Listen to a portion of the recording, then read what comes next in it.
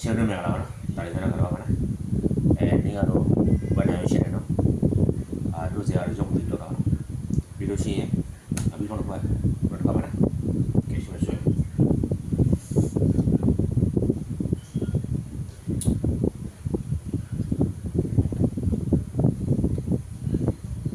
ကိုကြောင်းနေတယ်နေလိုက် oh shit